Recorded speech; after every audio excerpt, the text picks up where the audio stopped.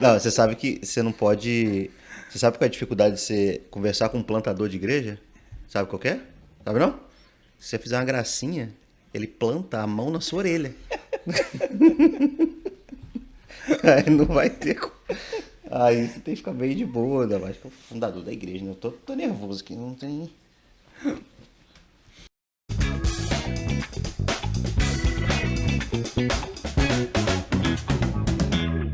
Fala pessoal, sejam bem-vindos a mais um Metocast, o podcast da Igreja Metodista Internacional de Long Branch. E você que está chegando aqui pela primeira vez, eu já te falo que você é muito bem-vindo aqui com a gente. E já te indico a você correr lá nos vídeos anteriores, para você ter uma ideia do que nós estamos fazendo aqui, que tem sido muito legal, né? Que seja abençoar a vida das pessoas, contando histórias de vida, de transformação, de testemunho do que Jesus fez e continua fazendo na vida das pessoas. E toda vez nós temos um convidado aqui e a gente sempre troca essas experiências, essas ideias. E com certeza eu saio daqui muito edificado, acredito que você também vai sair. E uma forma que vocês têm de nos ajudar é dando like no vídeo. Ah, Thiago, mas eu sempre esqueço, eu vou no final e eu esqueço de dar o like. Então você já dá o like agora, não deixa para depois. Pega o link, compartilha com a galera, vídeo de grupos de amigos, grupo da família, joga lá para todo mundo.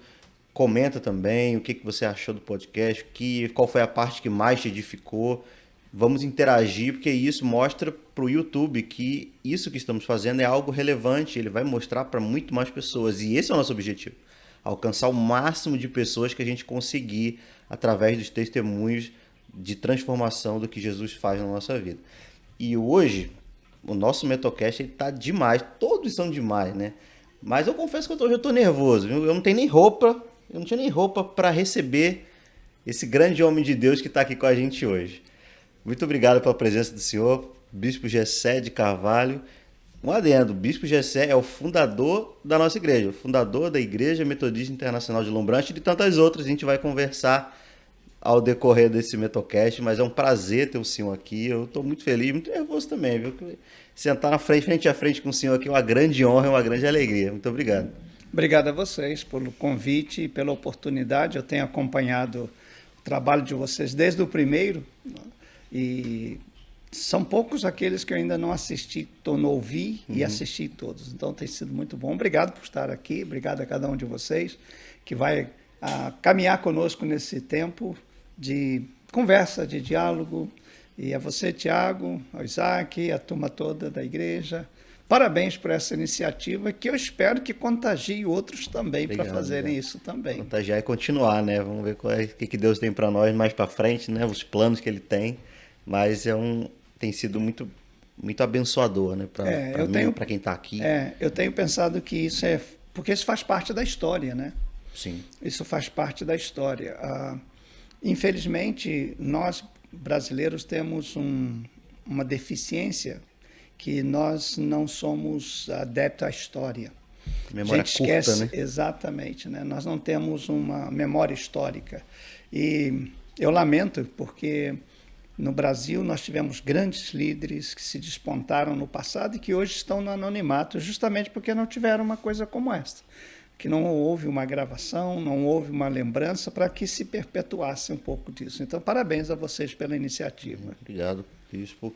É uma honra, um prazer ter o senhor aqui com a gente. E a gente sempre começa com uma pergunta, né? Como é que foi o seu contexto de nascimento? Nasceu num lar evangélico ou não? Como é que foi esse início? Eu tive o privilégio de poucos. Eu meu pai era pastor quando eu nasci. E a minha ascendência, vamos colocar assim, desde o meu bisavô, sempre foi cristão, né, da igreja evangélica. Meu avô era plantador de igreja, meu pai plantador de igreja. Meu pai logo que ele começou o ministério dele, ele se tornou secretário de missões e evangelização da igreja metodista na época. Então, desde esse tempo, ele foi a pessoa que sempre preocupado, sempre expandindo a igreja através de plantação. Na época não se falava plantação de igreja, na época falava evangelização, abrir congregações, que era o termo da época. Né? Até que meu pai teve uma doença muito grave, Meu pai teve câncer, ele tinha por volta de 48, 50 anos, foi desenganado pelo médico. Meu pai era pastor na igreja do Rio da Prata, Bangu, ali na Baixada Fluminense. Meu pai era tradicional, metodistão, como a gente costuma brincar, né? E não acreditava em cura divina, não acreditava em nada disso, não acreditava, nunca teve a experiência do batismo com o Espírito Santo, ou plenitude, etc. Mas ele foi curado de uma forma milagrosa, e ao ser curado, ele se despertou para um outro lado que era da vida cristã, intimidade com Deus. E a partir daí ele começou a plantar igrejas e criou, né? Ele foi fundador da Igreja Metodista Wesleyana, que acabou de completar mais de 50 anos, que está em muitos países. E assim foi a nossa história, né? Desde berço, só conhecendo o Evangelho, e não tenho nenhuma saudade do mundo, porque nunca tive lá. O senhor, no caso, tem outros irmãos? Sim, nós fomos 5 irmãos naturais e um irmão de criação. Nós éramos 6 irmãos dentro de casa, todos os 6 pastores. Todos os 6? Todos os 6. Pastores hoje no Brasil, todos eles? Alguns já faleceram. Né? No caso da minha irmã, que casou com um pastor, meu cunhado é vivo até hoje. É pastor aqui nos Estados Unidos, na Igreja de Deus, pastor Cláudio Divino. O meu irmão Jairo, ele teve problema de saúde e faleceu, era pastor também. E tenho 2 irmãos que são bispos da Igreja Metodista Wesleyana. Meu irmão Jamir é o presidente da igreja, o bispo presidente da igreja. Meu irmão Joedi é também a bispo. E o meu irmão Ayrton faleceu por um problema cardíaco. Então, nós estamos aí. E eu sobrei. No berço de ouro evangélico. Além disso, nossos filhos, né? Porque os filhos, tanto do meu irmão Jairo, que faleceu, ele tem uma filha que é pastora. O meu irmão Jamir tem um filho que é pastor e a filha é casada com um pastor. Meu irmão Joedi tem um filho dele que é pastor e a filha dele é casada com um pastor. E eu tenho a Janine, que é pastora, e os meus genros que trabalham ativamente nas igrejas. Você vai passando, né? Vai deixando e hoje a minha neta está num acampa dentro da Igreja Batista Sua de Wilmington. A minha neta. Então já vai a nova geração de pastores e líderes e bispos, futuros bispos, né? Isso é importante nessa questão do legado, né, que você vai deixando lá do seu bisavô e chegando no Senhor e não parando no Senhor, pelo contrário, nem nos seus irmãos, né, continuando, dando continuidade, né? Exato. E como é que foi esse início? Você já cresceu na igreja, então já desde pequeno você já estava lá correndo na igreja e você tem alguma lembrança assim dessa época, assim, como é que foi? Eu lembro claramente da minha conversão, né? Porque dentro do metodismo, a doutrina metodista é que as crianças já nascem salvas em Cristo Jesus. Essa é a nossa doutrina. E, claro, os pais passam isso para os filhos. Você já nasceu salvo em Cristo. Só que a gente precisa de uma experiência realmente genuína de transformação. E isso acontece quando você chega à idade de adolescência, por exemplo. A minha chegou um pouco antes. Né? A minha chegou um pouquinho antes. Eu tinha por volta de 10 anos, quando eu decidi ter uma experiência de conversão. Só que naquela época era assim. Eu sou filho de pastor, né? Então, se convertia uma pessoa, todo mundo falava, porque o fulano se converteu, fulano deu a vida dele para Jesus e tal. E olhava para mim e falava, você... E aquilo ficava na minha cabeça, falei, eu que nunca fui para o mundo, ninguém valoriza. O cara vai lá para o mundo, vai para Macumba, vai para não sei para onde, bebe, volta e ele é o cara. Você não é ex-nada, né? Eu não sou ex-nada, eu não... E era interessante que eu me sentia muito mal. Quando alguém ia dar testemunho, aí virava para mim, você que é filho de pastor e fala o quê? Eu vou falar o quê, cara? Né? Aí um dia eu falei, não, eu vou começar a mudar também. Eu falei, vou começar a fumar, vou pro mundo. Pô, aí eu volto e nego vai me dar valor, né? Foi o que eu fiz. Eu tinha meus 10 anos, comecei a roubar na loja americana, para me sentir um ladrão. Aí roubava as balinhas lá e pegava aqueles toco de cigarro no chão, né? Pus na boca, quase morri engasgado. Falei, não, tô fumando e tal. E falei com meu pai um dia. Falei, paizinho, eu vou sair da igreja e tal, vou pro mundo. E meu pai era muito sábio, né? Meu pai sempre foi, ele falou assim comigo, isso é com você. E aí, tinha quantos anos isso? Eu tinha 10 anos. 10 anos? Aí ele falava, só tem uma coisa, você vai ficar em casa, eu vou trancar a porta, você não pode sair. Beleza. Faz o que você quiser, só não sai daqui. Tá bom. Aí no domingo ele arrumava minha mãe, arrumava as crianças, todo mundo. Já você vai comigo? Eu falei, vou não. Ele trancava a porta e ia embora. Aí ficava em casa. Na época não tinha televisão, né? Esse negócio assim. Eu ficava em casa lá, preso. Tentei pular a janela algumas vezes para sair, mas... Aí um dia eu consegui escapar. Eu falei, hoje eu vou à igreja, vou ficar no último lugar e vou, a hora que meu pai chegar em casa, que meu pai tinha uma técnica. Ele chegava em casa, a gente sempre jantou depois do culto. O culto era à noite na época, não tinha culto de manhã. A gente chegava em casa por volta das 9 da noite, aí era hora de jantar. Aí meu pai e minha mãe só comentavam coisa boa do culto. E aquilo começou a me irritar, porque eu pensava, quando eu ia à igreja, eu não via nada disso. Fui eu sair da igreja, o culto ficou uma maravilha.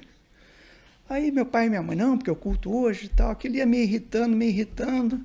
Falei, então eu vou lá, vou ver. Quando ele comentar, chegar em casa, começar, o culto é bom, eu vou falar, nada, eu estava lá, eu vou desmentir ele, que eu achava que ele falava aquilo só para... E eu fui. E a igreja era uma igreja pequena, devia ter um lugar para 200 pessoas, uma galeria onde ficava o coral, onde tinha o órgão na época. Eu cheguei atrasado, obviamente, e fiquei fugido, escondido. Né? Claro, fugi lá de casa, escondi atrás do órgão e fiquei lá, ouvindo, né? Meu pai pregar. E é só naquela hora que estiver acabando o culto, eu vou embora. Aí só que na hora ele começou a pregar e de repente o Espírito de Deus começou a falar comigo e eu lá em cima, aí ele fez um apelo, você que está hoje aqui, que quer entregar a sua vida a Cristo. Aí eu não aguentei, né? Aí eu desci, aí, quando eu estou no meio da igreja, ele olha para mim, aí a igreja assustada, né? Porque eu entrei assim, e fui direto e me ajoelhei no altar. Aí ele veio para mim e falou assim, meu filho, eu sabia que você ia voltar, cara. E dali para frente, nunca mais, nem tentei mais nada.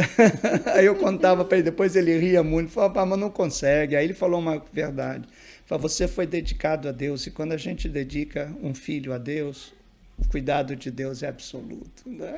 Aí foi legal, nunca mais. Aí dali o senhor já não era batizado ainda, ou se batizou depois? Na metodista, batiza criança, né? Eu fui batizado quando criança, aí fiz a minha profissão de fé, quando eu completei meus 9 anos, aí no dia 7 de julho, um domingo, eu fiz a minha profissão de fé, que era bonito na época. Eu sinto falta para as crianças de hoje. Eu tinha que, na frente da igreja, recitar o Salmo 23, Salmo 121, recitar a oração do Pai Nosso e tinha que falar 2 doutrinas da igreja para eu ser recebido como membro. Então era chamado isso profissão de fé. Aí você recebia um certificado, a partir dessa data você é membro da igreja. A igreja era toda olhando, né? Todo mundo de olho em você. Ela, na igreja que eu fui batizado também... tinha um pouco disso, né? Profissão de fé, você vai lá na frente, aí o pastor vai te perguntando algumas coisas sobre Jesus, coisa que já te deu aula, né? A gente faz um curso, né? E tudo. Naquela época não tinha curso, tinha nada. Agora fala aí um salmo, aí falar tudo. Agora você fala isso, agora faz a oração do Pai Nosso. E todo mundo tinha que fazer. Lá tinha um curso, aí depois você só... Assim, você lembrava daquilo ali, né? Vai te perguntar, aí você respondia. Às vezes era só sim ou não, né? Já para não ficar muito complicado. Aí, né? Fazia a profissão de fé, né? E dali você... Mas é muito legal essa questão. Mas aí, depois disso tudo, aí... O senhor começou a trabalhar muito cedo também, né? Comecei. Na igreja. O senhor estava na igreja, mas o senhor começou a trabalhar muito cedo? Eu comecei a trabalhar desde na área profissional. A minha carteira de trabalho foi assinada quando eu tinha 12 anos. 12 anos? 12 anos. Foi a minha primeira carteira de trabalho registrada. Qual foi o primeiro emprego? Foi de office boy. Esse era um nome até imponente para a época. Cara, office boy. De uma loja chamada Casa Nova, na cidade de Petrópolis. Trabalhava o dia inteiro na rua. Na época não tinha... o pessoal vendia crédito, eu tinha que levar o nome da pessoa nas lojas que ele já tinha comprado para saber se ele era bom pagador ou não, e anotava. Essa era a sua função. Era a minha função. Aí você ficou muito tempo assim? Fiquei. Não muito tempo, porque Com 2 anos depois disso, eu fui para o seminário. Você foi para o seminário aos 15, né? Fui ao seminário de 15 anos, que não queriam deixar eu entrar porque a idade mínima era 17 para entrar no seminário. Mas meu pai me levou e eu falei, não saio daqui, etc, etc. Aí depois de muito custo, o diretor fez um deal, né? Fez um negócio com meu pai. Deixa ele aí que ele vai desistir. Você deixa a passagem de ônibus, porque eu fui para Londrina, no Paraná, eu morava em Petrópolis. Ele falou, eu ponho ele no ônibus, você pega ele lá. Meu pai é perfeito. Meu pai deixou com ele. Era um americano, o nome dele era Clevenger. E então deixou eu ficar no seminário experimentalmente, né? No caso, foi o senhor que quis ir para esse seminário? Foi. Mas por que em Londrina? Na verdade, eu era apaixonado pelo coral Ondas de Paz. Que era muito, muito longe, né? Londrina, no sul do Brasil. O coral Ondas de Paz era o coral do seminário de Londrina. Instituto Seminário Bíblico de Londrina. E eles tinham um programa de rádio que era reproduzido no Brasil. E 3 coisas me chamaram a atenção. Primeiro, o nome do regente, que era Gessé. Era um americano, que era regente do coral, e aquilo eu achei... E eu sempre fui vidrado por cantar em coral. Esse era o meu sonho, né? Então, eu gostava muito do coral. Segundo, o seminário era um seminário que visava preparar não só pastores, mas professores, né? E eu gostava, eu sempre tive chamado pastoral, eu gostava. E terceiro, que era um seminário que eu tinha algumas referências excelentes, que meu pai conhecia muito bem. Então eu falei, é para lá mesmo que nós vamos. E o custo também era muito baixo, porque tinha... para pagar era muito simples. De ônibus daqui lá, muitas horas, né? Na época eu tinha que sair do Rio, Petrópolis, São Paulo, Londrina. Isso gastava 24, 26 horas de viagem. E você chegou muito cedo, né? E você falou, né? Deixa ele lá, ele vai desistir. Mas você já tinha o desejo de estar lá. E como é que foi chegar lá? Jovem, com certeza o mais jovem dali. Eu era o mascote que eles falavam. No seminário, né, onde já tem pessoas já mais vividas, né, um pouco. E como é que foi essa chegada lá e a recepção e todo esse processo de seminário? Você ficou lá por volta de 6 anos. 6 anos.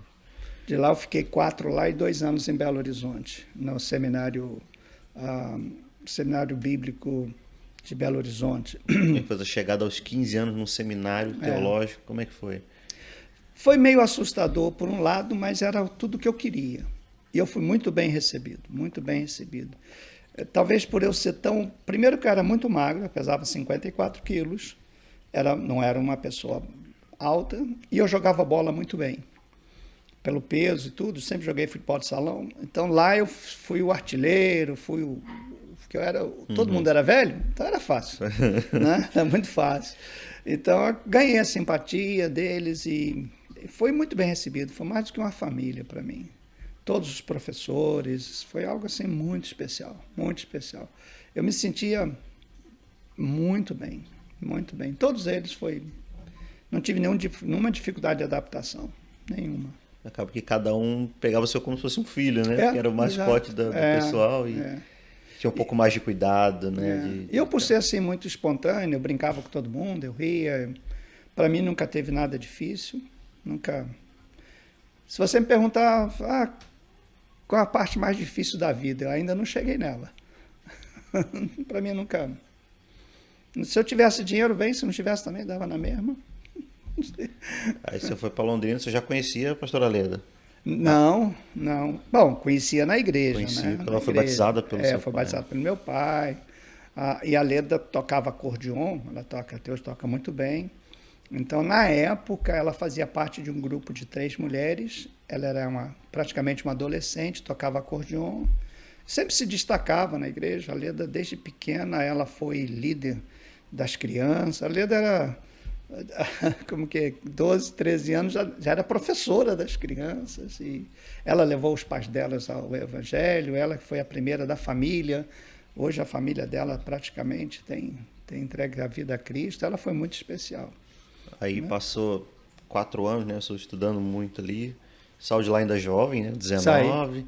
E foi para Belo Horizonte, mas com que objetivo? Eles te mandaram para lá? A igreja me mandou para lá. Eles viram uma necessidade lá e se eu estava no seminário ainda, eles te mandaram direto. Mandaram. Porque esse seminário era meio tradicional. o seminário em Londrina. E a igreja achou que nós deveríamos passar por um seminário pentecostal, né? Aí nos mandaram para Belo Horizonte, para terminar os 2 últimos anos em Belo Horizonte. Ah, sim, era o mesmo seminário, só que em Não, tipo esse diferente? de Londrina era um seminário de uma igreja tradicional chamada Igreja Missionária, que era patrocinado por uma igreja americana. Já o de Belo Horizonte, não. Era da Igreja Batista da Lagoinha. Na época, o pastor René Feitosa, que é o pai do pastor Reuel, pastor René era o diretor do seminário, e o seminário era acoplado à Igreja da Lagoinha, que estava começando um grande avivamento.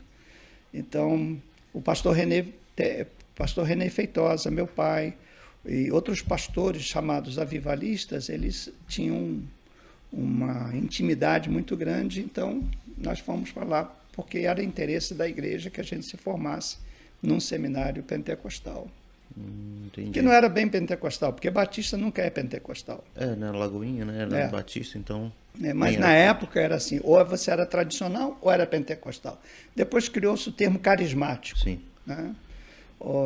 Mas esse era o objetivo da igreja. Aí passou mais 2 anos, né, em Belo Horizonte, e daí o senhor já partiu para pastorear imediatamente? Ou como é que foi esse processo?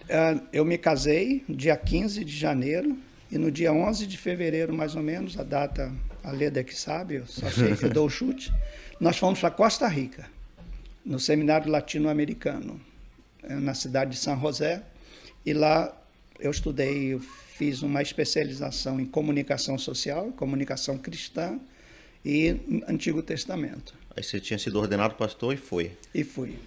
Eu me casei dia 15, dia 21 eu fui ordenado pastor, e depois, em fevereiro, nós fomos para lá e ficamos lá até dezembro. Como é que foi esse tempo lá? Uma nova língua, num novo lugar? Você Não, nunca foi tinha falado horrível. espanhol na sua vida? Não, foi horrível. Foi horrível porque local... eu nunca tinha viajado, nunca tinha saído do país, nem eu nem ela. E eu achava que espanhol é mole.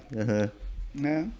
Todo mundo falava que o espanhol era um português mal falado, aquele negócio todo. Quando eu cheguei em Costa Rica, uau, eu não entendia uma palavra. Era uma loucura para mim, para ela.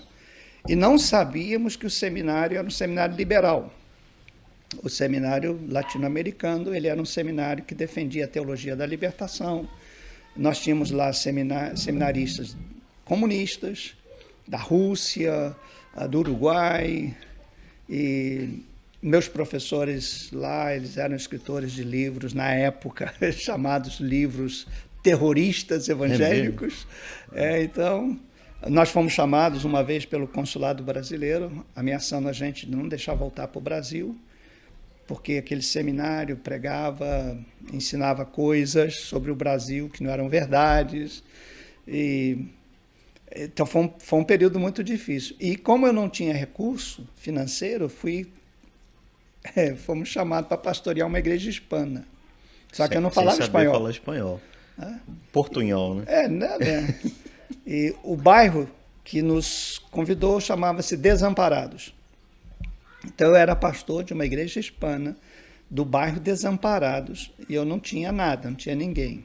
Aí nunca esqueço um dia que eu preguei, aí quando eu acabei, né, veio uma pessoa me cumprimentar, eles são muito, muito amigos. Aí uma pessoa me abraçou e falou: que lindo, pastor, olha como Deus falou comigo. Não entendi nada, mas foi maravilhoso. Eu fui para casa tão decepcionado que eu achei que eu estava... Mas você tinha tentado pregar em espanhol? Eu só podia falar espanhol, ninguém conhecia português, nem nada. Foi um caos, cara, foi um caos.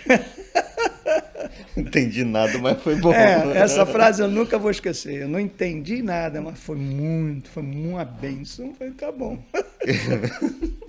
Mas isso ficou na Costa Rica durante quanto tempo? Um ano, porque a Leda logo sim ficou grávida e ela passou muito mal, nós tivemos que retornar. No caso, o senhor era o pastor dessa igreja? Era. Sim.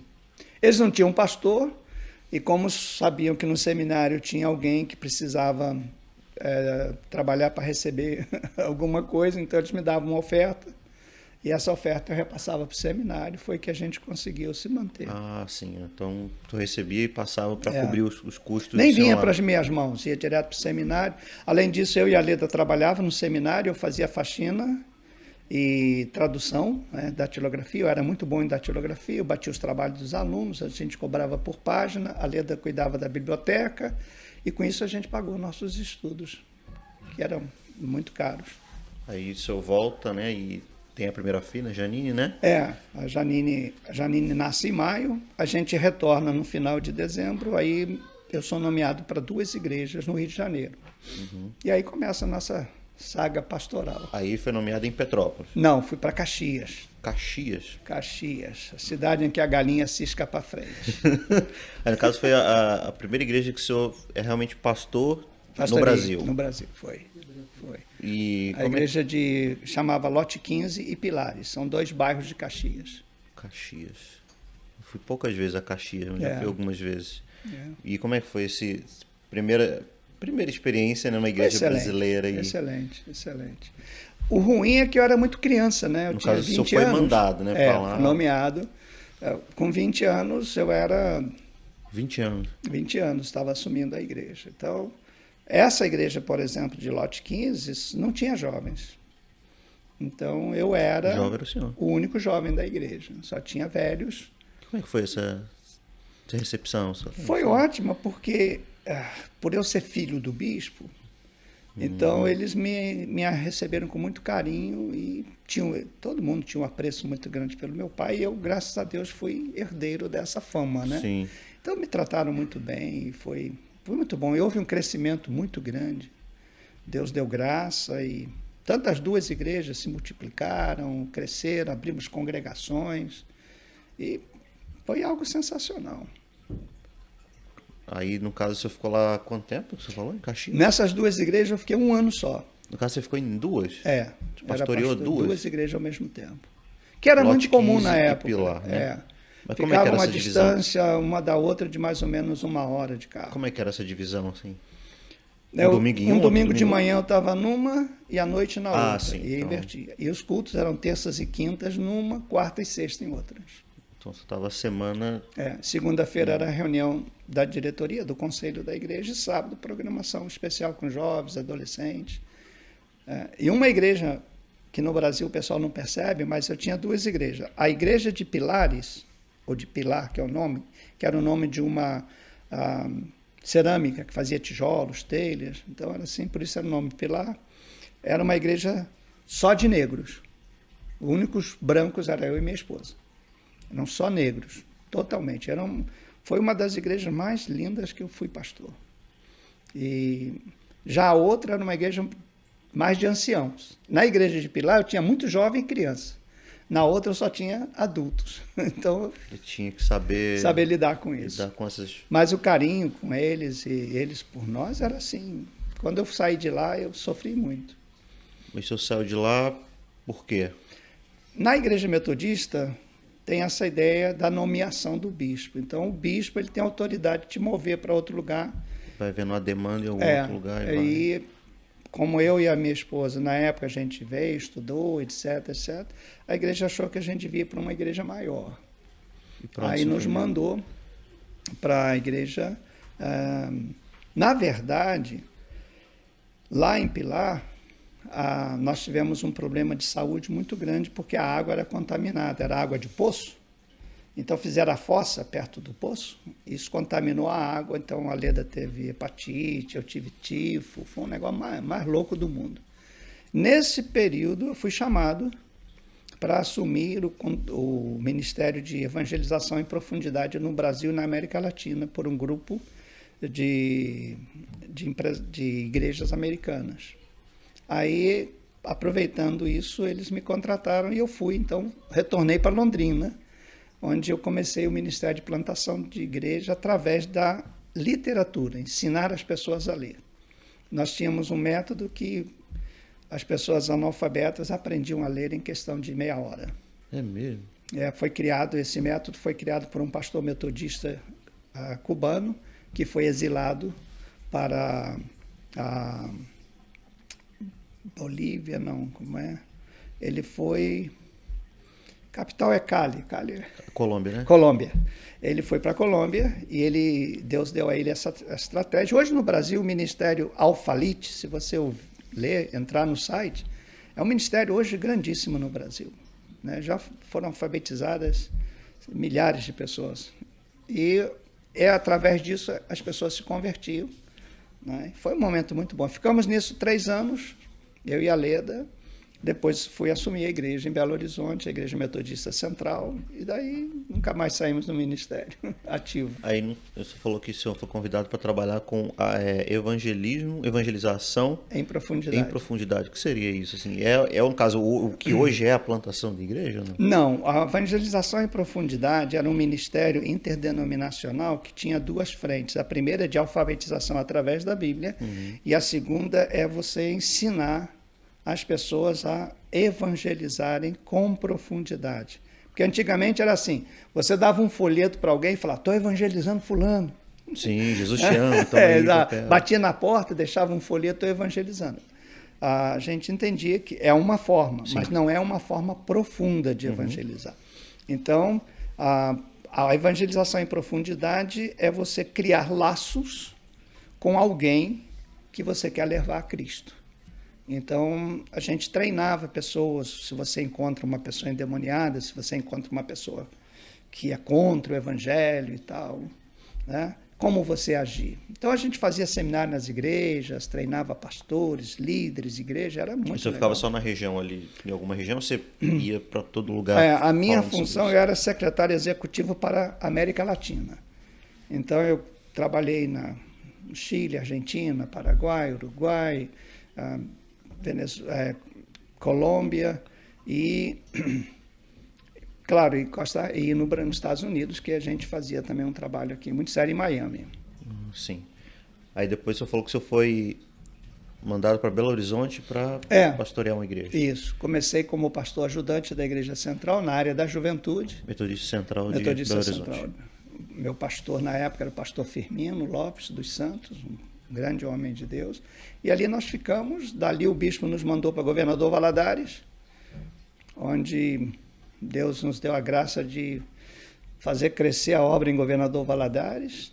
Depois disso, o bispo nos mandou de volta para o Rio de Janeiro. Aí ficamos no Rio, em algumas igrejas, como Três Rios, Baixada Fluminense, Morro Agudo, Queimados e por aí afora. E é interessante, você está falando assim, foi mandado para um lugar, foi mandado para outro.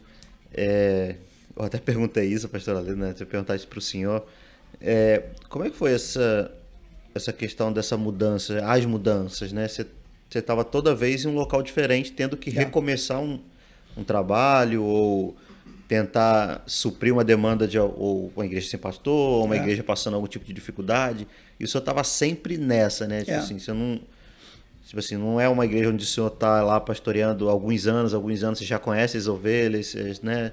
Mas não, você estava sempre em constante mudança. Isso era ruim para você de algum lado? Não, era muito bom. Era muito bom. Você ter sempre que suprir uma demanda, normalmente é urgente, né? Quando ele chama alguém de fora, assim, é porque o negócio não está muito Não necessariamente, porque na Igreja Metodista no passado, você como pastor já sabia que você está disponível para ser mudado a qualquer hora. Então já havia essa predisposição. Sim. E depois, naquela época, o membro da igreja não era ligado ao pastor, ele era ligado à igreja, à denominação. Então eles já sabiam que o pastor deles é passageiro. Vai ficar no máximo 3, 4 anos, no máximo 5 anos. Normalmente era entre 2 e 3 anos que um pastor era mudado. E isso para a igreja era natural e para a família pastoral. Só que, é claro, a família sofre muito. Eu perdi alguns anos de estudo, minhas filhas foram muito sacrificadas, porque começava numa escola, tinha que mudar. Sim. Então mas isso já era esperado, não era nada surpresa, nem para o pastor, nem para a igreja. Além de não ser uma surpresa, você já tinha um entendimento do propósito. Hoje você não pode fazer isso, obviamente. Hoje não dá. Não, outros são outros tempos, né? Exato, assim, exato. A necessidade de ter uma coisa mais enraizada e fundamentada. Também, mas o que mudou foi a maneira com que você se vê dentro da igreja. O pastor hoje, ele não se vê submisso, ele se vê líder. Na minha época, você se vê submisso. Entendi. Então, o que o bispo, o que o superintendente mandasse, você faria com prazer. Hoje não é assim.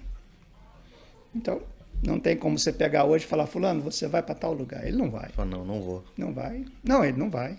Ele nem fala, não vai. Simplesmente não vai. Simplesmente não vai. Entendi. A não ser que Deus mande. Essa é uma conversa. Que nem sempre é verdade. Mas é um chavão. Às vezes Deus está mandando através da pessoa, né? De uma pessoa, né? Está falando para mim, para eu enviar o Senhor. É porque antigamente Deus falava com a igreja, hoje Deus fala com o indivíduo. Aí fica difícil, né? Você fala para mim, Deus mandou cortar esse negócio agora. O que eu posso falar? Deus mandou. Sim, sim. Mas na verdade é uma dor de barriga que você tem, não gostou do que eu falei, aí você fala, vou cortar esse negócio agora. Você usa o nome de Deus, né, nesse sentido, assim. Aí, eu nem sei se é usar o nome de Deus, a pessoa não faz consciente, não. um jargão, né? Não é consciente. Como se fosse ai meu Deus, né? Uma coisa natural, exato, que já sai. Exato. Não é maldade, não é falta de fé. O pessoal critica muito, falta de temor não é. Uma coisa, não é, ele não tem esse sentido. Não tem essa jargão maldade. natural, não, né? não uma expressão, né? É uma expressão. É igual aquela, vou orar por você. Sim. Uma pergunta, Isaac? Uma pergunta. Já aproveitando essa enquete, esse lado que foi a conversa, o senhor tem muitos anos de ministério. Muitos anos. Talvez mais do que eu de vida. Com certeza. Qual a principal diferença, então, que o senhor vê da igreja antiga, da época sua, quando o senhor começou, que essa é uma delas, mas existe alguma outra que o senhor acha bem impactante da igreja antes para a igreja de hoje? Sim. Essas diferenças entre igreja para igreja, essa é uma razão pela qual eu não posso continuar como bispo da igreja. Completo 70 anos, daqui a algumas semanas. E eu me sinto muito aquém de acompanhar essa mudança, esse processo. Porque a igreja antiga, vamos colocar nesses termos, a igreja evangélica, não a minha igreja, mas a igreja evangélica antigamente, o foco da igreja evangélica era você enfatizar a sua salvação. Então, se você tivesse uma experiência de salvação, isso era o ápice. Isso era o que todo mundo almejava, ser salvo, viver essa vida cristã. Então, esse era o ápice, né? Tudo convergia para evangelizar, tudo convergia para as pessoas terem uma experiência com Cristo. A igreja de hoje converge para seus bem-estar, é prosperidade, é interesse, hoje eu digo numa frase, antigamente a igreja servia a comunidade, hoje a comunidade se serve da igreja. E isso muda tudo. Hoje você encontra pessoas que não têm nenhum compromisso com a sua igreja local. Nenhum. Ele fala, hoje eu não vou. Ou vou para tal igreja. Não gostei, eu vou mudar de igreja. Não há essa ideia de que, não, Deus me plantou aqui para eu frutificar aqui, para eu viver aqui, para eu amar aqui. Essa é a grande diferença que eu vejo assim. E, ultimamente, 3 anos atrás, o que eu ouvi de Deus foi que a gente não ama Ele. Que foi o que mais me impactou hoje. Que Ele disse, a minha igreja não me ama. Ele falou bem para mim, você não me ama. Você ama o ministério, você ama pregar, você ama ir à igreja, mas a mim... Falou diretamente com você. Diretamente para mim, assim, eu morri de vergonha e... Como diz um bom carioca, eu queria morrer quando ele falou isso, né? Mas eu aceitei e falei, então eu vou te amar. E desde aquele momento em diante eu tomei a decisão de amar. E ele ainda falou, fica triste, não fica triste não, porque eu te amo do mesmo jeito, isso não muda nada, meu relacionamento com você. Esse é o problema da igreja hoje. O povo não me ama. O povo não me ama.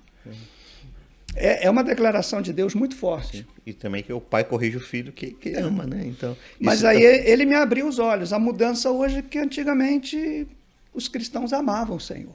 Amavam servi-lo. Não esperava nada dele. Estavam ali para dar, para se entregar. Hoje você vai na igreja esperando alguma coisa. Sim.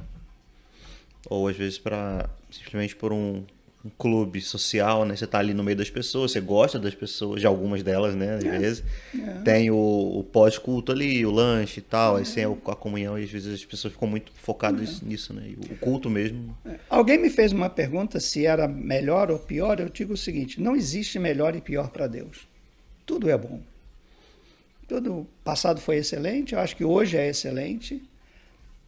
Só que algumas coisas estão acontecendo para nos ensinar.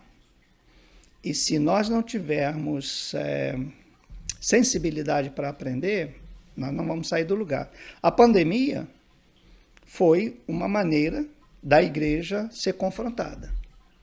A pandemia não tem nada a ver com doença, isso aí é a minha heresia. Não tem nada a ver com saúde. A pandemia tem a ver com um ensino que nós precisamos aprender qual é o nosso papel como igreja. No momento em que uma igreja aceita ser fechada para evitar a contaminação, ela contraria tudo que a palavra de Deus ensina. Tudo, tudo, tudo. Mas ela fechou. E uma igreja que ensinava que você não podia ser crente fora da igreja, agora fala, fica em casa.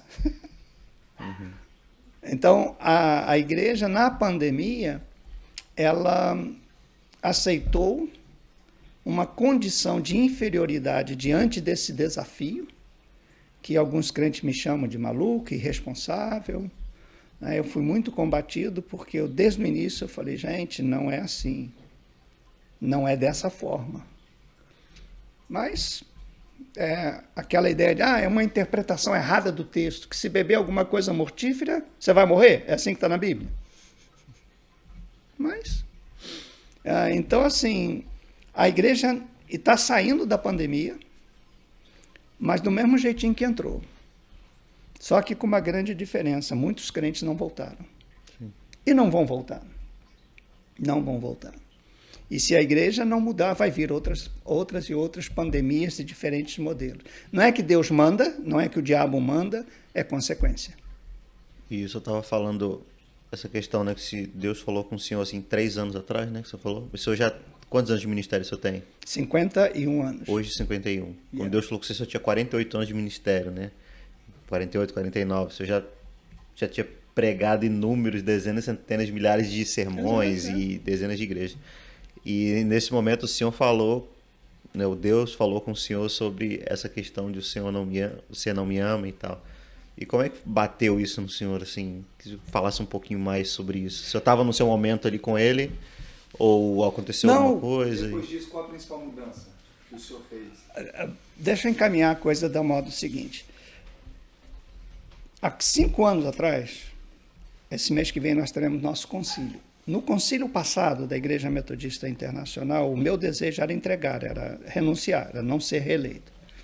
Eu estava muito triste comigo e muito triste com a igreja, porque quando a Igreja Metodista Internacional nasceu para ser uma igreja que faça a diferença. Não era uma igreja para ser diferente, mas era uma igreja para fazer diferença na vida das pessoas e na sociedade.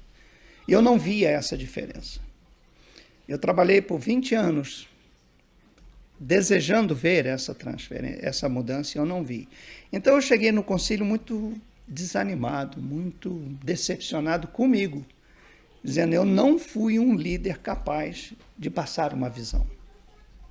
A visão veio para mim e eu não fui capaz, não fui idôneo de passar essa visão para outras pessoas, outros pastores. Então eu fiquei muito decepcionado, olhando a igreja, a mesmice, tudo que acontece em todas as outras igrejas também estava acontecendo na nossa. Aí eu falei... Então eu tomei a decisão de não ser eleito bispo e até mesmo me aposentar antecipadamente. Fui para o concílio, falei isso, o povo não aceitou. E houve, não, você tem que ficar, você tem que ficar, você tem que ficar. E eu acabei cedendo e fui eleito novamente bispo da igreja. Só que eu saí de lá muito arrasado. Era mais uma derrota, na minha concepção. Uhum. Poxa vida, eu vim aqui para não ser eleito, só eleito. E ainda fizeram algumas mudanças no livro de disciplina que eu não concordava. Eu falei, agora eu vou ter que seguir essas mudanças. Então eu saí muito frustrado. E tirei o pé do acelerador. Falei, não vou plantar mais igreja nenhuma, não vou nada, vou ficar como bispo, esperar 5 anos, vou me aposentar e ponto final. Então eu comecei a perguntar a Deus, o que eu fiz de errado? Essa era a minha pergunta. O que eu deixei de fazer? O que está acontecendo? Culpa, assim, eu queria saber, eu disse, eu preciso saber isso. E Deus nunca me respondeu. Né? Eu até brinco e falo assim, Deus fala, você cala a boca, o dia que eu quiser eu converso contigo, fica na tua. Mas eu insistindo, não, eu quero saber. Aí eu perguntava, aí eu fui a encontros, eu tenho que saber o que está acontecendo comigo. Aí eu falei, eu não sei, talvez eu não ore bem, sei lá. Né? E foi assim, 1 ano, 2, e eu falando com as pessoas. E aí Deus falou que a primeira coisa que eu tinha que substituir a minha saudação como bispo. Não era paz do Senhor, era graça e paz. Paz do Senhor tem outro significado que ele me mostrou, falou, ok, não uso mais. Graça e paz. E depois eu tinha que terminar todas as minhas palavras, todas as minhas escritas com a expressão, eu amo vocês. Eu não entendi por quê, passei a fazer. Graça e paz, amo vocês. Tá. Alguns achavam que isso era gozação, era brincadeira. Até mesmo para quem eu não gostava, eu amo você. Era isso. Mas não mudou nada.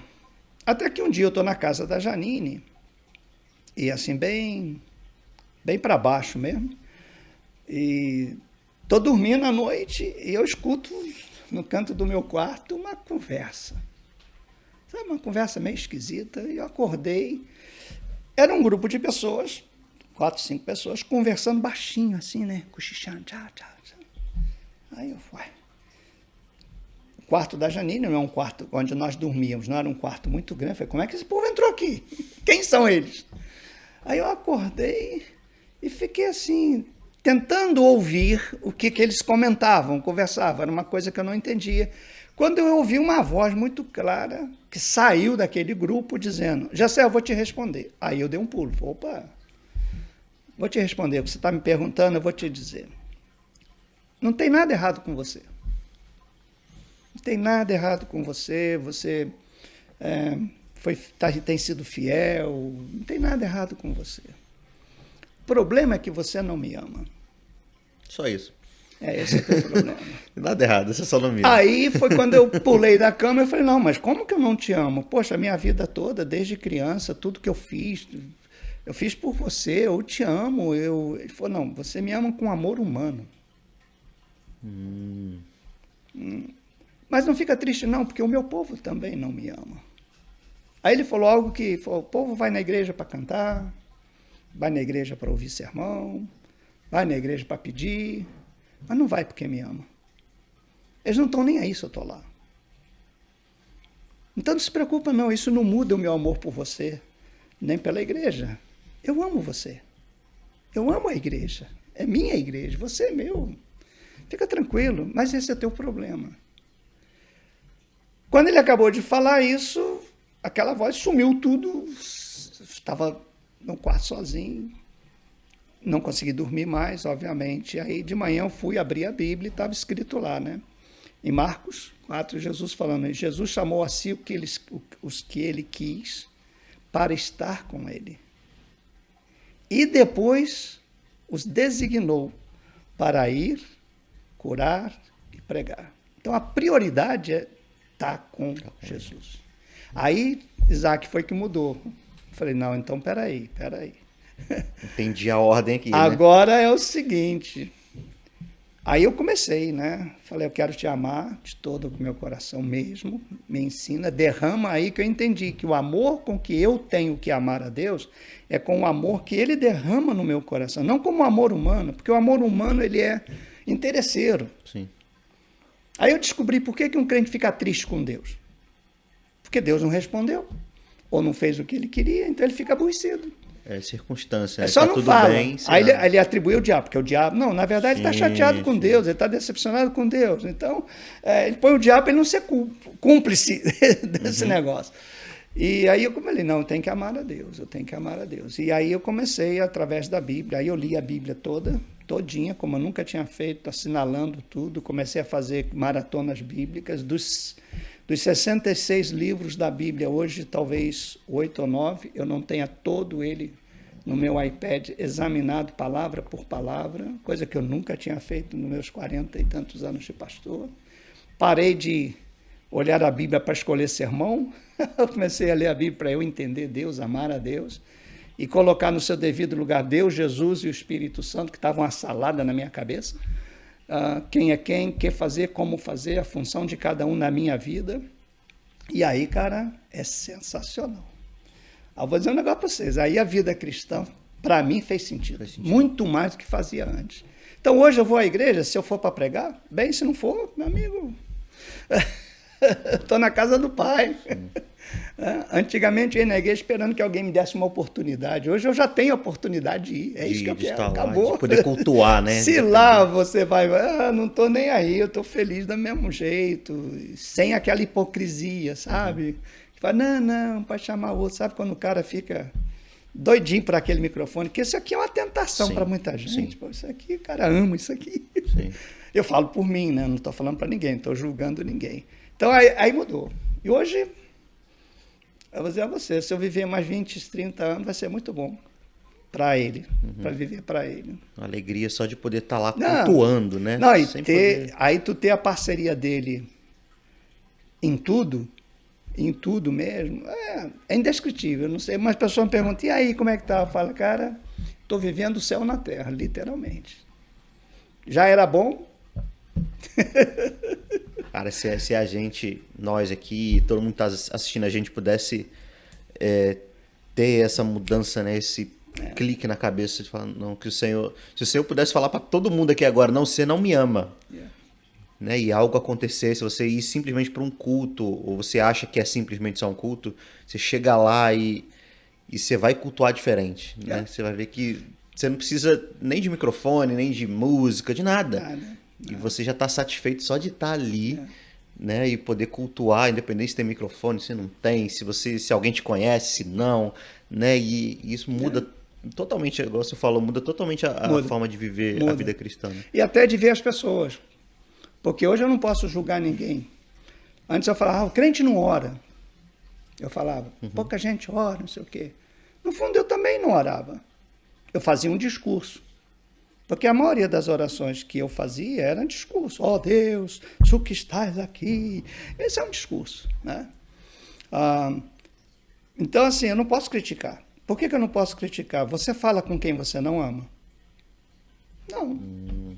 Você mal cumprimenta. Oi. Mas quando você ama, você quer conversar. Se você ama alguém, tu quer ficar perto, tu quer falar. Eu não preciso falar assim, Tiago, conversa com a tua esposa, cara. Se você ama ela, tu vai conversar com ela por celular, é ao vivo, você quer. Como que eu vou pedir um membro da igreja que ore se ele não ama Deus? Então eu comecei a entender que as pessoas não fazem, não é porque elas não querem, não é porque elas são mundanas, não é isso. É porque elas não amam. Você não tem prazer em falar com alguém que você não tem intimidade, que você não ama.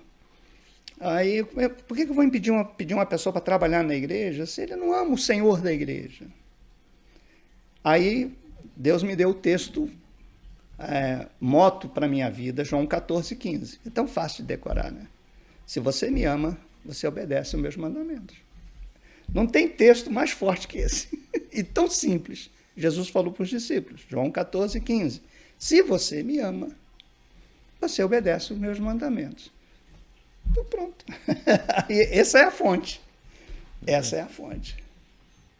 Aí, passando um pouco mais para frente ou para trás, não sei, né? Já foi tão, assim, nos assuntos. E quando o senhor chegou aqui, o senhor foi uma igreja de Nova York, né? E assim que chegou na igreja, a pessoa falou, não, você não vai pastorear aqui. Já tem outra pessoa. E daí, como é que foi isso? Como é que o senhor recebeu essa notícia? O que o senhor foi fazer depois que o senhor chegou aqui? Eu diria a você o seguinte, não tente fugir do plano de Deus para a sua vida. Esse é o ponto. Porque eu vim para cá para os Estados Unidos por 2 motivos. Eu vim, primeiro, porque havia uma possibilidade de eu ser eleito bispo na igreja. E eu nunca aspirei isso. Eu nunca quis essa função. Quando eu vi que havia uma real possibilidade, eu falei para minha esposa, eu tenho que dar um jeito de evitar isso. Minha filha já morava aqui nos Estados Unidos. Eu a trouxe, a Janine e o Renato. Então eu vim aqui visitá-las e eu assistia na Igreja Batista de Nova York, fundada pelo meu diretor do seminário, que era o pastor René Feitosa. Ele plantou uma igreja em Nova York para o filho dele, que é pastor, e ele era pastor aqui. E eu vinha, gostava muito, a gente sempre teve muita ligação, e eu ia para a igreja dele. Então ele falou comigo, falou, olha, Gessé, se você quiser vir para os Estados Unidos, eu estou precisando de um pastor aqui para essa igreja. E eu te conheço, se você quiser assumir esta igreja aqui, você vem. Aí eu falei, então eu venho. Aí conversei com o meu pai, que era o bispo, falei com ele, falei, pastor René, não tem nenhum problema. Meu pai me liberou e eu vim. Só que demorei alguns meses, né? Você tem todo aquele preparativo. Uhum. Aí nesse meio tempo, o filho mais velho do pastor René ficou sem igreja no Brasil. E falou com o pai dele, pai, não é justo você tirar a igreja e dar para um estranho se eu estou sem igreja.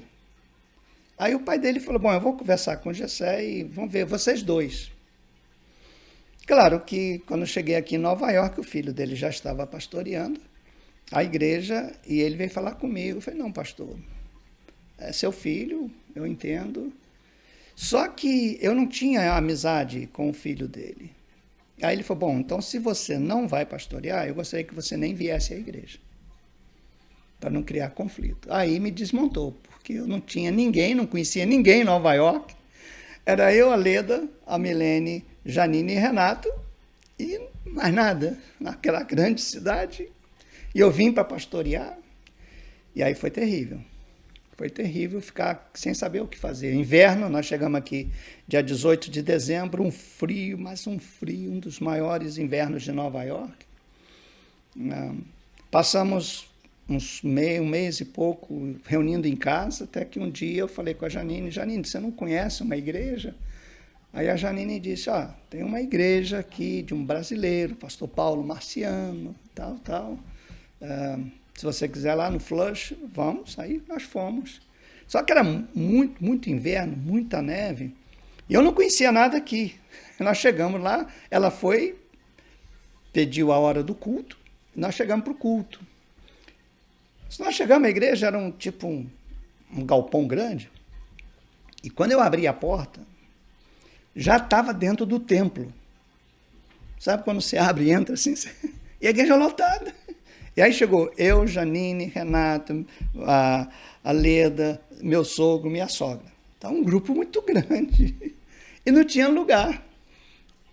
Quando eu entrei assim, e eu tinha combinado com a minha sogra. Falei, minha sogra, não diga para ninguém que eu sou pastor. Por favor, não faça isso. Porque eu sei, não, pode deixar. Uhum. Quando nós entramos, o pastor estava pregando. Nós chegamos no culto, já tinha começado 1 hora antes. Porque mudaram o horário do culto, a gente não sabia. Aí nós entramos. Aí o pastor parou de pregar e começou a falar, gente, aí, chegou a visitante, por favor, levante, aí colocar meu sogro, minha sogra lá na frente. Aí espalhou a gente no meio da congregação. Tudo bem, ele continuou pregando. Acabou de pregar, então ele falou assim, eu queria conhecer as pessoas que chegaram e tal, de onde vocês são, fique em pé. Aí ficou em pé. Aí, primeira pessoa quem é? Minha sogra. Está lá na frente com o meu sogro. Aí ele pergunta, a senhora é de onde? Eu sou do Brasil, sou de Petrópolis, eu sou sogra do pastor Gessé. Aí eu falei, não era para falar nada. Não tinha ninguém sabendo não, era só a igreja toda ali. Aí ele falou, Gessé? Não falou nada, aí apresentou meu sogro, minha sogra. Quando chegou a minha vez, ele falou, eu quero convidar você a vir à frente. Aí, tudo bem. Ele me virou de frente para a congregação, colocou a mão no meu ombro e começou a chorar. Aí eu olhava para a cara dele assim, o que está acontecendo, né? Aí ele falou para a igreja, honrem esse homem. Porque foi ele quem cuidou de mim. Eu cuidei desse cara quando? Confundindo em alguma coisa. Eu pensei, né? Sim, tal. Aí ele contou que ele era travesti em Belo Horizonte, se converteu e a igreja da Lagoinha mandava as pessoas para o seminário para a gente cuidar, porque ele era viciado em drogas e tal. E eu fui a pessoa que fiquei cuidando dele nas primeiras 3 semanas. Não. É mesmo? Eu nem sabia, porque o nome de guerra dele era Paulette. Eu não sabia, eu não sabia nada disso, não tinha nada. E aí ele conta a experiência, como Deus transformou a vida dele e tal.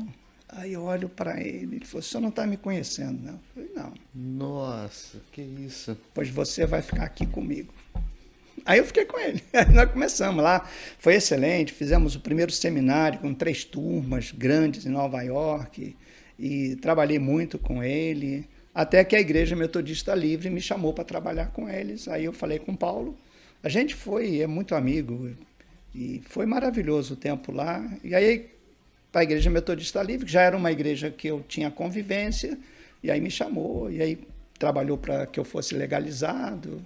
E eles reconheciam o meu chamado de plantador de igreja. Como eu falava espanhol e português, aí comecei a trabalhar plantando igrejas hispanas, igrejas brasileiras. E foi a nossa saga aqui. E essa questão no caso, o senhor foi chamado pela pessoal da Igreja Metodista Livre para começar as plantações, né? Isso. E como é que começa essa questão desse processo de plantação? Primeiro, o que vocês veem? Primeiro, eu vejo... não sei, uma cidade específica, uma comunidade brasileira, mas tem, sei lá, 2 igrejas só para 20 mil habitantes, um exemplo.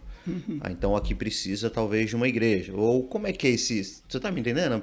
Como é que é eles veem um local para plantar uma igreja? Como é que é esse início? Assim? Existem 2 maneiras de plantar igreja. Tem uma maneira que é a tradicional e uma maneira atual hoje. A maneira tradicional é você fazer que a gente chama espiar a terra. Você encontrar um local onde tenham pessoas sedentas e onde não existem igrejas que atendam essa necessidade. Então, aí você precisa preparar o plantador de igreja e recursos para você alugar um local, para fazer comunicação, para os primeiros meses, que são meses bem difíceis, para se plantar a igreja. Essa é a maneira tradicional. Essa maneira hoje eu particularmente não uso mais, porque essa maneira faz com que a igreja que vai nascer não seja uma igreja saudável, porque ela começa com crentes. E uma igreja que começa com crentes, ela não é saudável. Você tem que começar uma igreja com pessoas não crentes, que é a maneira como nós plantamos agora. Então, a maneira como nós plantamos agora é você identificar o filho de paz, que é uma pessoa não crente, que Deus trabalhou nela, e então com ela você começa uma igreja. E dessa forma, no modelo tradicional, o crescimento é muito lento, muito lento. Você leva 1, 2, 3 anos para você ter uma igreja mais ou menos estável. No modelo atual, com 6, 7 meses, você tem uma igreja estável e que se multiplica, né? 1, 2 anos, se é na mesma nação, vamos supor, se eu planto uma igreja no Brasil, nesse modelo nosso, em 2 anos você tem 1.000, 1.200 membros. No modelo tradicional você não tem nem 100. Né? Porque é natural, né? Então hoje eu decidi, né, plantar igreja nesse novo modelo, que é o modelo mais eficiente e bíblico, que é plantar igrejas saudáveis, que se multiplicam e que produzam discípulos obedientes a Jesus. No caso, que o plantador ele só planta, né? No caso, ele prepara alguém para assumir um lugar? Não necessariamente. Pode ser, mas não necessariamente.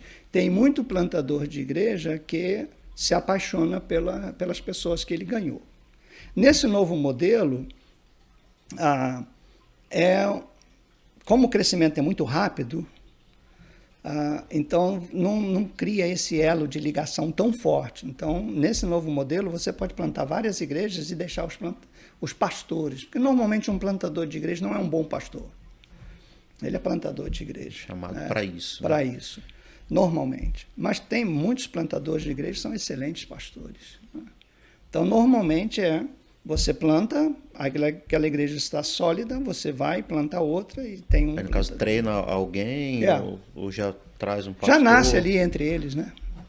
Já se levanta um líder e você vai trabalhando em cima dele. Exatamente. E comissiona ele a estar ali e o senhor vai para outro lugar. Exato. E nessa questão da plantação, hoje, em 2022, quantas igrejas tem plantadas? Bom, na nossa denominação são 20. Uhum. Né? Então, na nossa denominação. Eu trabalho treinando pessoas de várias denominações. Então, aqui nos Estados Unidos, no ano passado, foram plantadas mais de 500 igrejas americanas. No ano passado? No ano passado, no ano da pandemia. A gente espera que esse ano esse número multiplique. Aí dessas 20, no caso da nossa denominação, onde elas estão hoje? Assim, são vários países, né? Brasil, aqui, Estados Unidos. Hoje nós temos igreja mesmo, nós temos em Portugal, né, nos Estados Unidos, Brasil e Quênia. Moçambique, Senegal, e agora tem um pastor morando em Angola. Angola fala português. Quênia fala português, não? Não, é inglês. E dialeto, né? Aí treinou alguém lá, né, e trabalhou nele fazendo isso, né? Na verdade, o pastor de Quênia, que é o pastor Kennedy, ele nos procurou. Ele tem 2 congregações e 3... Ele tem 2 igrejas e 3 congregações, que eu preciso ir lá visitá-lo.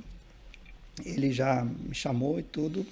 Em Moçambique, o pastor Alberto está trabalhando com o pastor Luiz de Portugal, que está dando toda a assistência, e a igreja está fluindo muito bem. No Senegal, nós visitamos o Senegal tem 10 anos, e o pastor Gilvandro, que agora mudou-se para lá, foram construídas escolas e tudo, era mais um trabalho social e agora vai transformar em trabalho de igreja mesmo. Porque ela é um país muçulmano, então é um pouco mais difícil para a gente plantar igreja. Em Portugal já vamos para a 2ª igreja, agora esse final de mês. Então, assim, tá fluindo. No Nordeste do Brasil, nós completamos agora 9 igrejas, daqui a alguns meses vou plantar a 10ª igreja no Nordeste, que é Bahia e Pernambuco. No centro do Brasil, Rio de Janeiro, Minas e Mato Grosso, a gente também tem igrejas ali. Nossas igrejas não são grandes, né? Talvez a maior igreja hoje seja ou Long Branch ou a Igreja do Retiro. Eu não sei exatamente o número de membros, mas são igrejas menores por causa da nossa proposta como igreja, né? Mas vai crescer. Vai, em nome de Jesus vai. Eu creio em nome de Jesus que a igreja vai continuar crescendo, né? Então, da nossa denominação são aproximadamente 20. E o senhor sabe um total, assim, o senhor já plantou fora da denominação, assim? A minha última lista eram 92. 92? Yeah. No mundo todo? Yeah. 92 plantações. Eu tive o privilégio de plantar igreja aqui nos Estados Unidos, no Canadá, na Holanda, Portugal, Itália. Participei junto, não fui eu, mas na Grécia, na Ucrânia, né, Senegal, enfim. Está tomando todos os continentes, né? E mais as parcerias, né? No México nós mandamos missionários. Então, assim, tem sido muito legal. E antes dessa plantação, seu em Nova York, você chegou a trabalhar como motorista de limusine? Trabalhei 3 anos. Mas aí, como é que era, assim? Era só festa ou que contratava o senhor? Como é que era, assim? Trabalhava das 5 da manhã às 10 da noite, todos os dias, inclusive domingo. 5 da manhã às 10 da noite? Exato. Mas tinha serviço para isso tudo, assim? Tem. Nova York não para, é a cidade que não dorme, né? É mesmo? Yeah. E se eu bobeasse, eu podia dormir no carro e continuar trabalhando 24 horas. Mas isso foi logo depois que o senhor chegou? Foi no início, quando eu cheguei. Quando eu fiquei sem a igreja, eu precisava de sustento. Eu comecei aqui cortando o cabelo, não é cortando o cabelo, limpando o cabelo nas costas do... Sim. Ganhava 25 centavos por cada pessoa que eu limpava as costas. 25 centavos. Depois aí eu consegui trabalhar como limousine e aí eu fiquei. Mas isso foi quantos anos? 3 anos. Aí depois isso aí foi essa... Foi, aí a igreja me chamou, aí a igreja me contratou para trabalhar plantando igrejas. Aí veio o meu sustento e aí... Aí o senhor falou que vai ter um concílio, né, no próximo em julho, mês que né? vem, de 8 a 10 de julho. E o senhor disse que provavelmente vai se aposentar, ou tem a ideia disso, né? Não, necessário. Biblicamente eu tenho que me aposentar. Ok. Então, já que tem que se aposentar, já pensou qual seria o próximo passo do senhor? Ainda não. Ainda não. Ainda não parou para pensar nisso? Não, ainda não deu, não. Não quero nem pensar nisso. Não, eu acho que eu vou continuar fazendo o que eu estou fazendo, treinando pessoas, treinando plantadores de igreja, dando aulas no seminário, o senhor pretende ir nos outros lugares, né? Nas outras igrejas, visitando? Então, eu acho a única coisa que eu acho que vai mudar é a minha responsabilidade administrativa. O resto vai ser igual. A função você vai continuar exercendo ela. Com certeza. Enquanto eu puder estar lembrando, né? Aí, das coisas. Porque o bom de ficar velho é que você sabe tudo, né? Mas também esquece. Sabe tudo, mas não lembra tanto. Diga, Isaac. Não sei se minha voz está chegando aí, mas deve chegar. Curiosidade de saber, que é muito tempo de ministério, muito tempo servindo a Deus. Qual a maior experiência que o senhor teve com Deus, experiência seja de milagre ou ouvir, e se teve alguma que ele pediu, o senhor ouviu a voz do Senhor te pedindo fazer alguma coisa e o senhor não fez? Bom, eu não poderia dizer qual é a maior experiência, porque foram tantas nesses anos todos. Nesses anos foram tantos milagres que eu já passei, assim, de livramento de vida. Você está num avião, por exemplo, e estou viajando de volta ao Brasil e a gente faz uma parada de emergência num aeroporto da América Latina porque o avião estava pegando fogo dentro da cabine do piloto. Então, coisas assim que... Livramento de Deus, curas, né? Milagre agora ultimamente da Leda, né? O câncer dela... Assim, cuidado de Deus. Eu não posso enumerar qual seria a maior experiência. Mas, assim, o que ele me mandou fazer que eu não fiz, isso aí centenas de coisas. Eu sempre fui um cara que achei sempre desculpa para não fazer e me conscientizar de que eu não devia fazer. Né? Por isso eu sofri muito. Eu poderia ter um ministério muito mais frutífero, muito mais, se eu fosse obediente. Né? Mas... Na época eu não tinha essa concepção, né? Jovem, você quer fazer o que dá na tua cabeça, você acha que tudo é a vontade de Deus. E eu tive um grave defeito. Como a minha experiência com pessoas pentecostais não foi boa, quando alguém chegava para mim e falava, porque Deus me falou, eu falei, estou longe. Que eu estou orando, que eu jejuei não sei quantos dias, que meu joelho está calejado. Aí eu pensava, a língua também.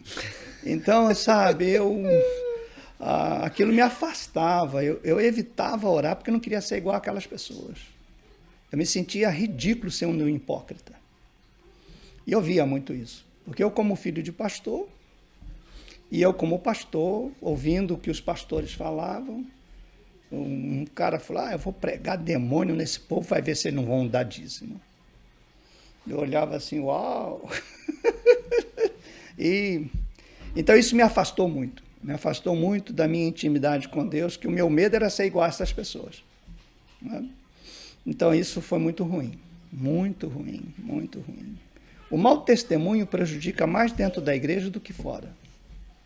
Para gente que foi criado no Evangelho, você não quer ser igual aquele irmão lá que é tão bom dentro da igreja, do lado de fora é pior que um ímpio, né? Então isso me atrapalhou muito. Me fez muito... Não justifica, eu digo sempre, isso não justifica você não obedecer a Deus, né? Mas era o medo que eu tinha, e Isso foi terrível, Isaac.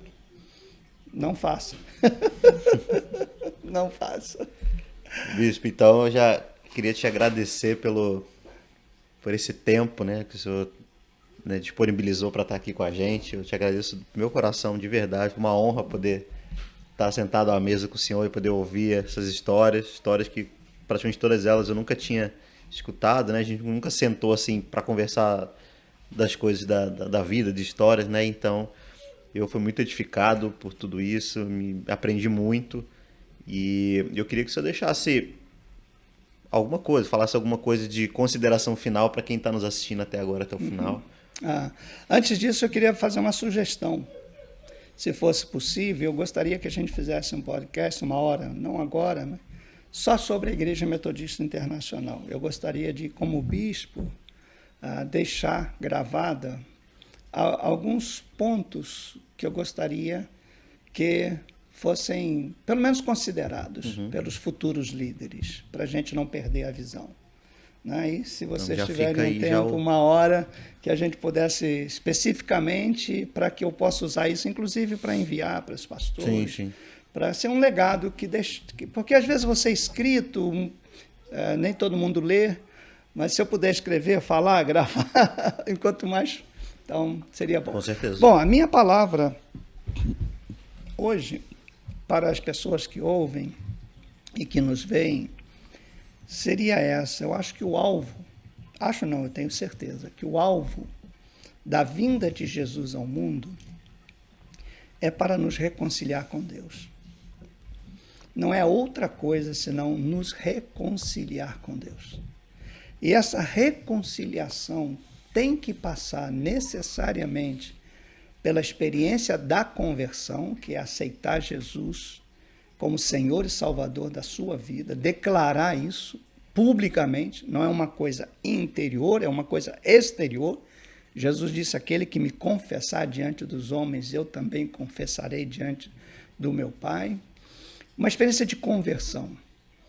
Não se contente em ser membro de igreja, não se contente em ser um religioso, você tem que ter um encontro transformador com Jesus. Se não houver esse encontro transformador, você será um bom membro de igreja. Será uma pessoa como, talvez, Demétrio, que está lá na 3ª carta de João. Pode ser também como outros bons, mas a vida cristã tem que ser um novo nascer, uma nova... É vida transformada.